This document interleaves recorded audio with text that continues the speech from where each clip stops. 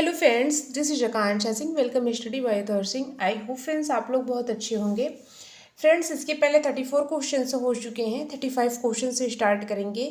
ये TGT English की preparation आपको करवाई जा रही है। इसमें इंपॉर्टेंट क्वेश्चंस हैं। स्टार्टिंग में आपको ग्रामर के क्वेश्चन मिलेंगे, इसके बाद लिटरेचर के क्वेश्चन से।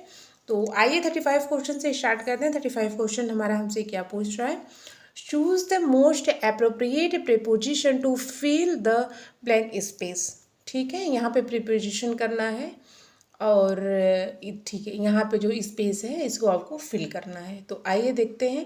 डिस्क्राइमिनेशन any from will not be tolerated. In 4 option में से आपको बताना है कि इसका राइट आंसर क्या होगा। तो आइए देखते हैं। To in with none of this, तो यहाँ पे होगा डिस्क्राइमिनेशन इन। ठीक है, in any from will not. Right answer इसका क्या है? राइट आंसर इसका बी है। राइट आंसर इसका फ्रेंड्स बी है। आइए आइए नेक्स्ट क्वेश्चन देखते हैं।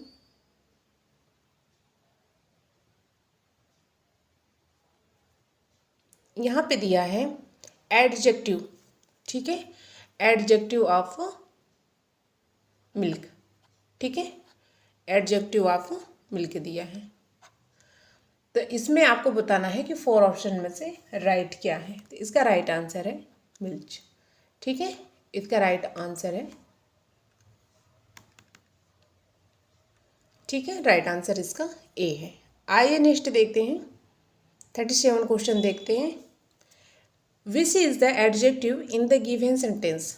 ठीक है, ये जो सेंटेंस दिया गया है इसमें एडजेक्टिव है। इन 4 ऑप्शन में से आपको बताना है। The tell girl slaved a boy. तो राइट आंसर आप इसका बताएंगे फ्रेंड्स। तो राइट आंसर इसका है टेल। ठीक है, राइट आंसर इसका ए है। आइए 38 क्वेश्चन को देखते हैं। The singular of date is. इसका राइट आंसर आप बताएंगे क्या होगा। तो इसका राइट आंसर है ए। ठीक है, आइए 39 क्वेश्चन को देखते हैं कि 39 क्वेश्चन क्या पूछ रहा है। Fill in the blank with a suitable verb. Let us down on the bench. Sit, can sit, set, will sit. इसका राइट आंसर आप बताएंगे कि इसका राइट आंसर क्या है। तो इसका राइट आंसर है sit. Let us down on the bench. Right answer इसका क्या है? ए है। आइए नेक्स्ट देखते हैं। नेक्स्ट क्वेश्चन हमारा हमसे क्या पूछ रहा है। Which is the adjective in the given sentence the blank crow flew high in the sky. इसमें आपको एडजेक्टिव बताना है। तो एडजेक्टिव आप बताएं इसका कि इसका एडजेक्टिव क्या होगा। इसका राइट आंसर है ब्लैंक। राइट आंसर क्या है? डी। आइए नेक्स्ट देखते हैं। 41 क्वेश्चन को देखते हैं कि 41 क्वेश्चन क्या है। इसमें अपोजिट है। ठीक है, अपोजिट है, इसका बताना है आपको। इसका अपोजिट आपको बताना है। तो इसका राइट आंसर ए है। ठीक है, हाइपरबोल। राइट आंसर इसका क्या है? हाइपरबोल है। He is a pineapple of politeness is an example of. 42 का राइट आंसर आप बताएंगे कि इसका राइट आंसर क्या है। ठीक है, he is pineapple of politeness is an example. इसका एग्जाम्पल है इसका माला प्रोपिस। राइट आंसर इसका क्या है? सी है। राइट आंसर क्या है फ्रेंड्स? इसका सी है। आए नेक्स्ट क्वेश्चन देखते हैं। 43 क्वेश्चन कर रहे हैं कि darkness visible is an example of. 43 में आप बताएंगे इसका होगा ऑक्सीमोरन। राइट आंसर क्या है? ऑक्सीमोरन है। देखिए यहाँ से लिटरेचर के क्वेश्चन से स्टार्ट होते हैं फ्रेंड्स। आइए इसको देखते हैं हम। मैच करना है आपको। ठीक है, ऐसे ज़्यादातर से क्वेश्चन तो पूछे जाते हैं। तो ऐसे क्वेश्चंस मैंने लिए हैं जिसमें कोड्स होते हैं। तो ये मैच करना है इसमें। तो मैच करना है तो आइए देखते हैं कि इसका राइट आंसर क्या है। ठीक है, तो match the following. Tyndale version 1526, King James version 1611, ठीक है। Revised standard version 1946, Holman Christian standard version 2003-2004। तो यहाँ पे देखिए दिया गया है ABCD करके, ठीक है। यहाँ पे A है, B है, C है, D है। तो A में है ऑल आर करेक्ट, मतलब कि ABCD ये चारों करेक्ट है कि फर्स्ट 2 आर करेक्ट, यानी कि पहला दूसरा करेक्ट है कि लास्ट 2 आर करेक्ट, यानी कि बस दूसरा करेक्ट है कि नो ऑप्शन इज करेक्ट, कि इसमें से कोई भी करेक्ट नहीं है। देखिए ऐसे तरह ज़्यादा क्वेश्चन पूछे जाते हैं, तो आप इस बात को ध्यान देंगे फ्रेंड्स। तो इसका राइट आंसर आपको बताना है, तो इसका राइट आंसर है ए।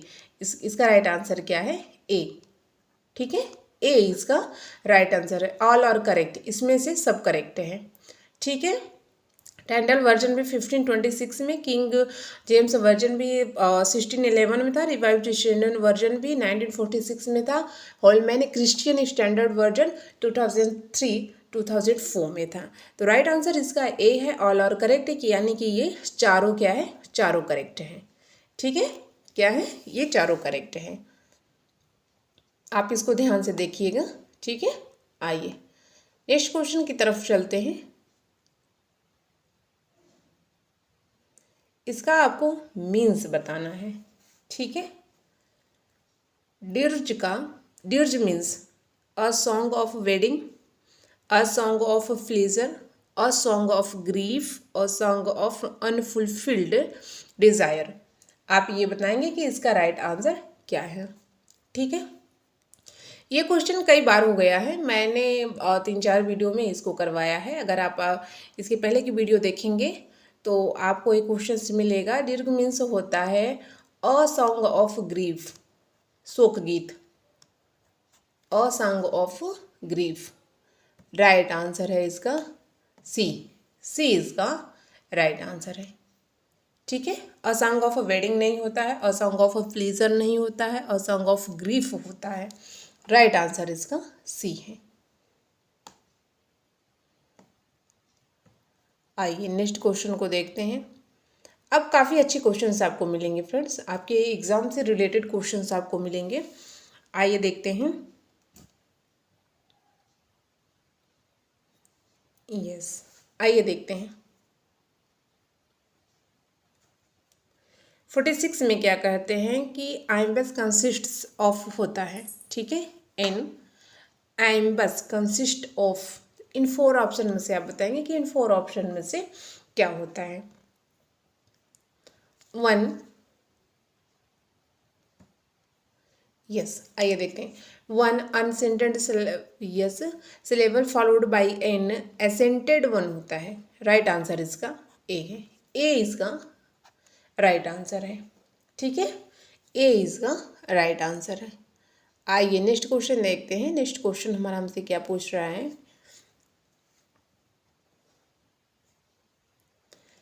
एन, ठीक है।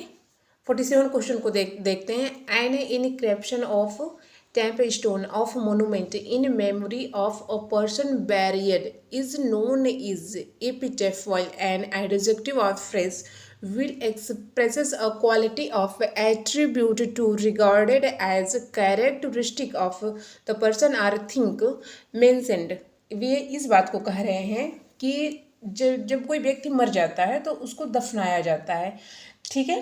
तो उस व्यक्ति की जो स्मृति या उसकी जो स्मारक पे जो शिलालेख लिखा जाता है उसको एपिटॉफ कहते हैं, ठीक है। एपिटॉफ कहते हैं। ये इसी बात को कह रहे हैं कि एन, यस, आइए देखते हैं। An inscription of top stone of monuments in memory of a person buried, यानी कि जो व्यक्ति मर जाता है उसको जब दफनाया जाता है तो उसके स्मृति या स्मारक के पे शिलालेख जो लिखा जाता है उसको हम एपिटॉफ कहते हैं, ठीक है।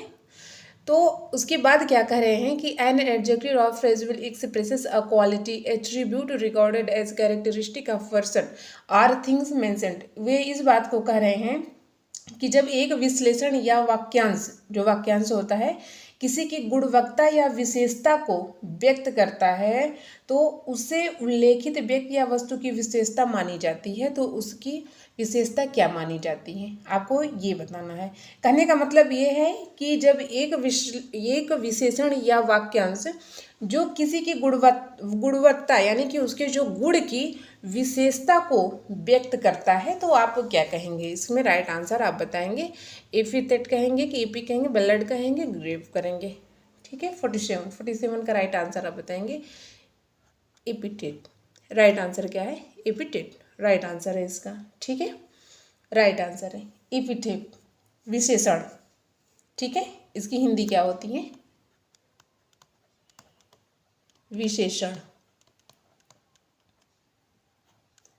एपिथेट है। ठीक है, इसकी क्या होती है, विशेषण होता है। आइए नेक्स्ट देखते हैं।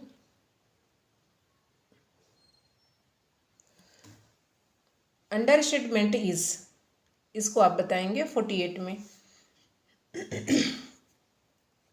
ए सही है, बी सही है और सी है कि डी सही है। ठीक है, presentation of some things as being superior, presentation of some things as being smaller or less good than it really is, presentation of some things as being as it is। तो right answer आप इसका बताएंगे friends कि इसका right answer क्या है। I think इसका right answer है B.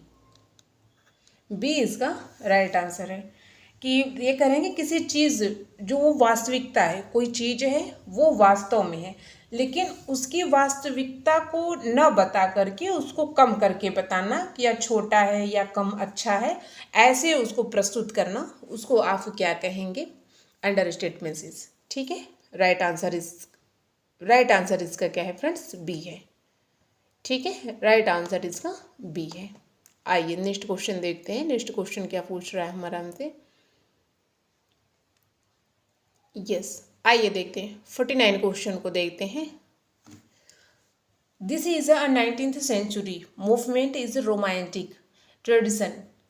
It promotes that every individual can reach the ultimate truth through spiritual, the intuition, transcends reason and sensory experience। ठीक है, तो इसमें आप बताएंगे कि इसका राइट आंसर आप बताना है 49 का। 49 में आप बताएंगे कि इसका राइट आंसर क्या है, ए है, बी है, सी है, डी है। ठीक है, तो इसका राइट आंसर है, डायरेक्ट आंसर की तरफ चलते हैं, इसका राइट आंसर है सी। ठीक है, इसका राइट आंसर क्या है, ट्रांसेंडेंटलिज्म है। ठीक है, अब ट्रांसेंडेंटलिज्म के बारे में अगर हम जानेंगे तो यह एक दार्शनिक, आध्यात्मिक, साहित्यिक आंदोलन है।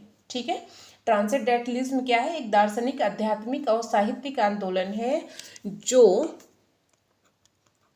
1820 एंड 1830 के दशक के अंत में जब संयुक्त राज्य अमेरिका के न्यू इंग्लैंड क्षेत्र में विकसित हुआ था। कहाँ पे हुआ था, अमेरिका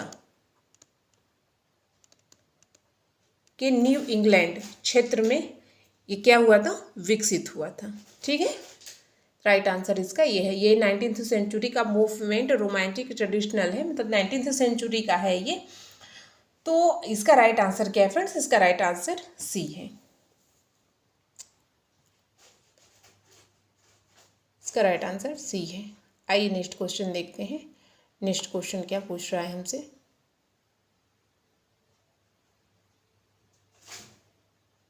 यस आइए 50 क्वेश्चन को देखते हैं। ये क्वेश्चन इंपॉर्टेंट है, आप इसे ध्यान देंगे। ठीक है,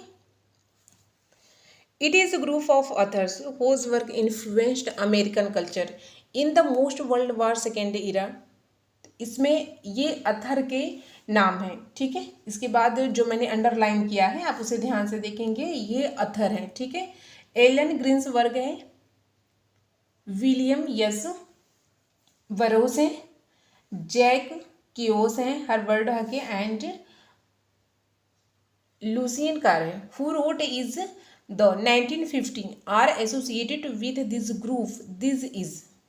ठीक है, तो ये लोग किस ग्रुप से बिलोंग करते हैं या किस ग्रुप से संबंध रखते हैं, इन 4 ऑप्शन में से आपको बताना है। बीट जनरेशन से थे कि विन जनरेशन से थे, हैप्पी जनरेशन से थे कि विक्टोरी जनरेशन से थी। ठीक है, इन 4 ऑप्शन में से आपको बताना है। यह करें कि it is a group of author, यह अथर का क्या है, एक ग्रुप है। ठीक है, जो इन्होंने द्वितीय विश्व युद्ध, जब सेकेंड वर्ल्ड वॉर एरा यानी कि जब द्वितीय विश्व युद्ध के बाद के युग में संस्कृत को प्रभावित किया, कब किए थे, 1950 में, 1950 के दशक में किए थे। ठीक है, 1950 के दशक में ये लोग लिखने वाले थे, ये जो राइटर्स थे। तो इन 4 ऑप्शन में से आप बताएंगे कि ये लोग किस जनरेशन से बिलोंग करते थे। ये लोग बीट जनरेशन से बिलोंग करते थे। राइट आंसर इसका क्या है, ए है। ठीक है, राइट आंसर इसका ए है। इन्होंने जब द्वितीय विश्व युद्ध यानी कि सेकेंड वर्ल्ड वॉर के बाद जो एज थी, जो युग था, उसकी संस्कृति को प्रभावित किया। 1950 के दशक में लिखने वाले ये लोग लेखक थे। एलन, फिर से एक बार आप देखेंगे, इनका नाम आप फिर देख लेंगे। एलन ग्रीन्सवर्थ थे, विलियम एस फरोज थे, जैक किरोस थे, हर्बर्ट हके थे एंड लुसियन केर थे। ठीक है, और ये लोग किस ग्रुप से बिलोंग करते हैं, बीट जनरेशन से बिलोंग करते हैं। राइट आंसर इसका क्या है, राइट आंसर इसका ए है। आए नेक्स्ट क्वेश्चन को देखते हैं।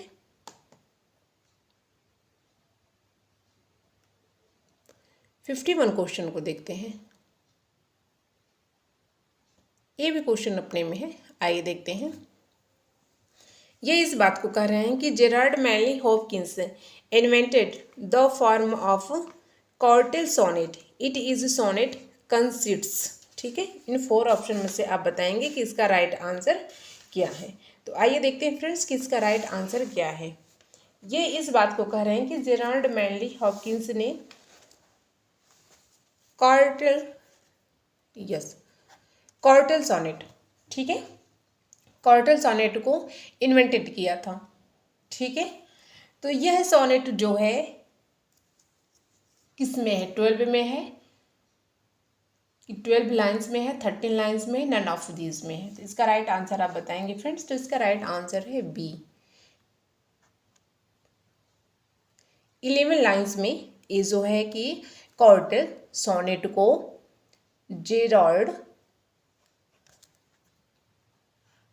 मैनली हॉपकिन ने इन्वेंटेड किया है। ठीक है, एंड फ्रेंड्स ये जो कॉर्टेल सोनेट है ये पेट्रोचन सोनेट पे आधारित है। किस पे है, पेट्रोचन सोनेट पर आधारित है। एंड एक बात इसमें और है कि जेरार्ड हेनली हॉपकिंस की, सॉरी मैनली है, ठीक है, जेरार्ड मैनली हॉपकिंस की 3 पोएम्स थी, 3 पोएम्स थी, जिसका नाम था पेट ब्यूटी था, दूसरा नाम था पीस एंड थर्ड नेम था एस बॉस। ठीक है, ये 3 पोएम्स थी जेरार्ड मैनली हॉपकिंस की, ये 3 पोएम्स थी जिसमें इन्होंने कॉर्टेल सोनेट को यूज़ किया है। ठीक है, आप इस बात को ध्यान रखेंगे कि Gerard Manley Hopkins invented from the curtal sonnet. जो जेरार्ड मैनली हॉपकिंस हैं वो कॉर्टेल सोनेट को मतलब कितनी लाइन्स में कंसिस्ट किए हैं, तो वो 11 लाइन में किए हैं। उनकी 3 पोएम्स थी जिसका नाम है fate beauty, peace, S boss. ठीक है, इस 3 में उन्होंने कॉर्टेल सोनेट को ऐड किया है, इसमें उन्होंने कॉर्टेल सोनेट को यूज़ किया है।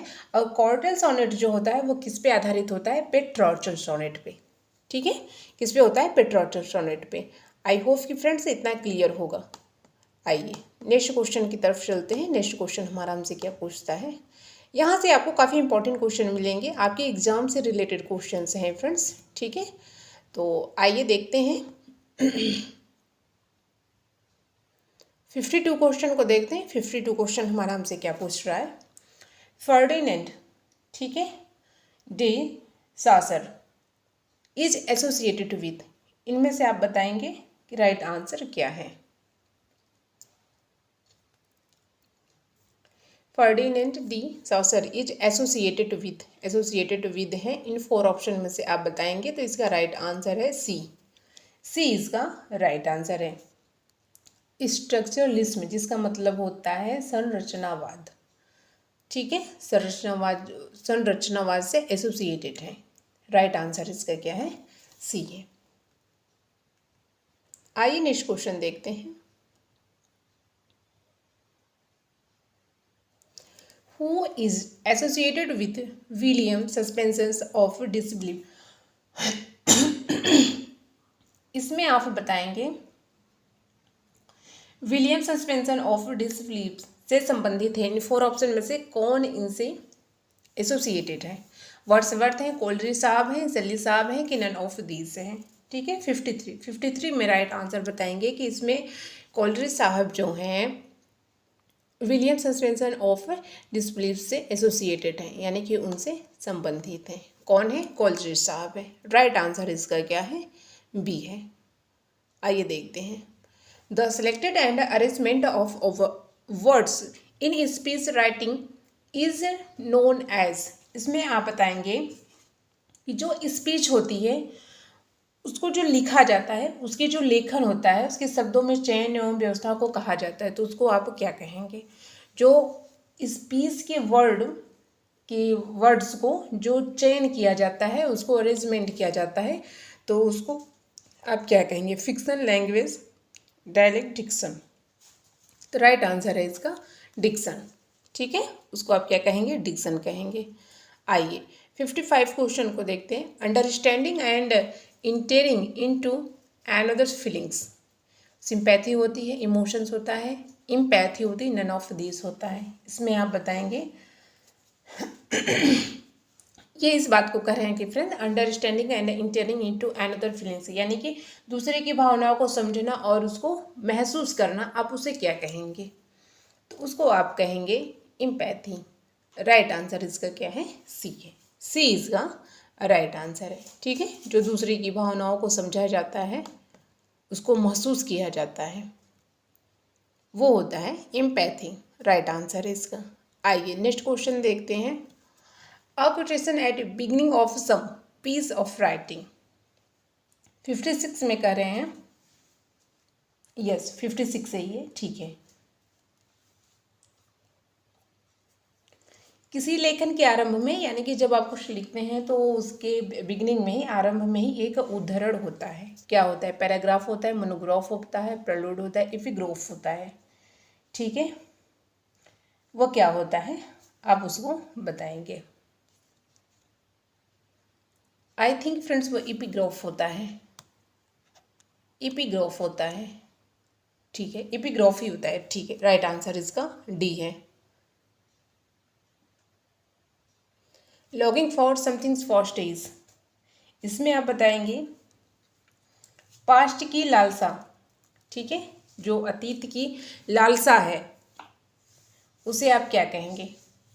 Hawking for lost, medievalism, pleasant longing, nostalgia. वो क्या होता है, नॉस्टैल्जिया होता है, उदासी होती है। किसी अतीत की लालसा है तो उसमें क्या होगा, नॉस्टैल्जिया होगा, यानी कि उदासी। राइट आंसर इसका क्या है, डी है। आए 58 क्वेश्चन को देखते हैं। ये क्वेश्चन इंपॉर्टेंट है, आइए देखते हैं इसको।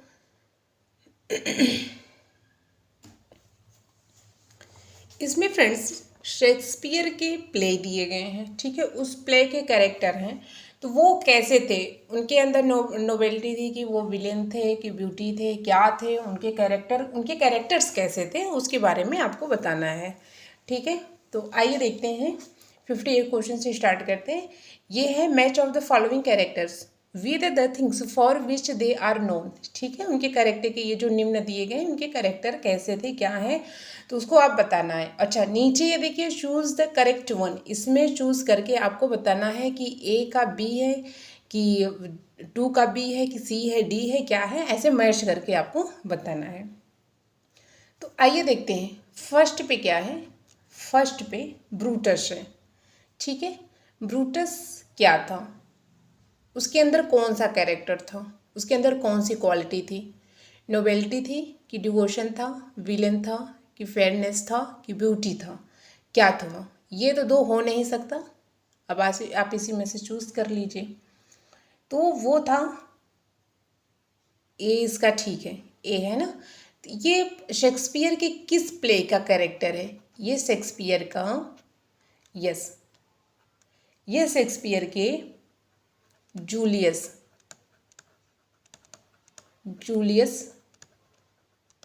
सीजर, ठीक है। जूलियस सीजर प्ले का कैरेक्टर कौन है? ब्रूटस है। तो ब्रूटस के अंदर क्या थी? नोबेलिटी थी, ठीक है। उसके अंदर क्या थी? नोबेलिटी थी।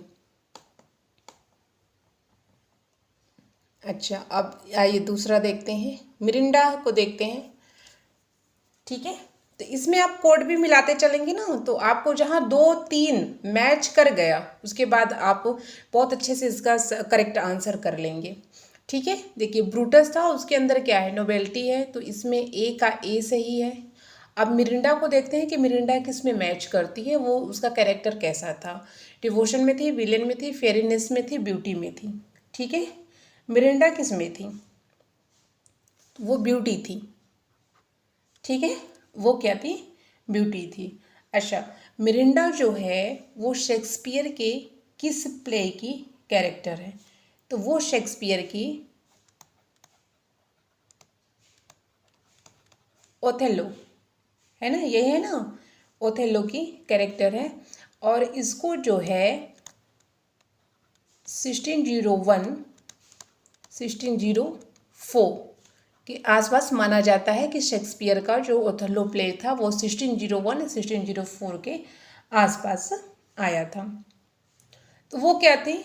वह एक ब्यूटी थी। और ये ओथेलो है क्या शेक्सपियर का? यह एक ट्रेजेडी ड्रामा है। क्या है ये? ट्रेजेडी ड्रामा है, ठीक है। ट्रेजेडी ड्रामा है शेक्सपियर का। मिरिंडा का कैरेक्टर कैसा हो गया? ब्यूटी हो गया। तो आइए देखते हैं, ए में ए सही है, 2 में बी सही है, तो ये तो हम इसको हम रॉन्ग कर देंगे। आइए बी में मैच कराते हैं। ए सही हो गया, 2 का ई सही होगा। अब आएगो की बात करते हैं, ये क्या था? इसके बारे में तो सबको पता है, ये क्या था? ये विलेन था, सी इसका सही है। तो आई थिंक से फ्रेंड्स ये बी सही है, क्योंकि यहाँ पे सी है तो 4 का डी 5 होगा, ठीक है। ए भी शेक्सपियर के ओथेलो जो था, ओथेलो प्ले का ये कैरेक्टर है। और ये किसका हस्बैंड है? उसमें जो इमिलिया रहती है उसका हस्बैंड है। लेडीज मैकबेथ की अगर बात करेंगे तो लेडीज मैकबेथ क्या थी? एक फेयरनेस थी, ठीक है। लेडीज मैकबेथ थी। ये विलियम शेक्सपियर की यह भी एक क्या है? ट्रेजेडी है, ठीक है। विलियम शेक्सपियर का मैकबेथ क्या है? ट्रेजेडी है,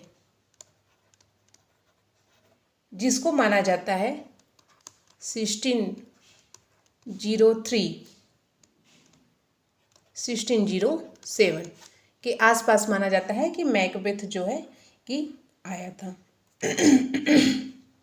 ठीक है।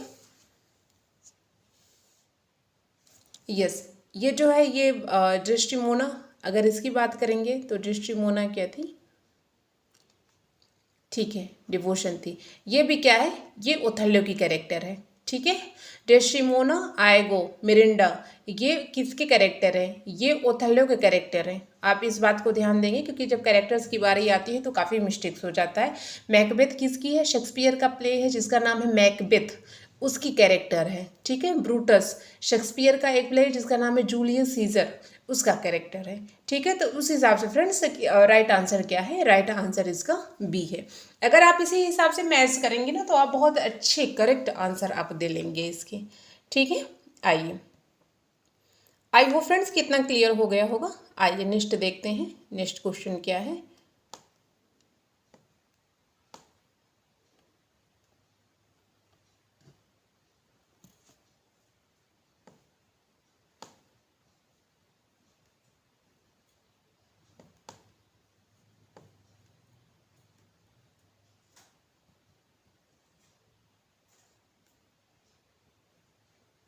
इसमें आइए ये देखते हैं।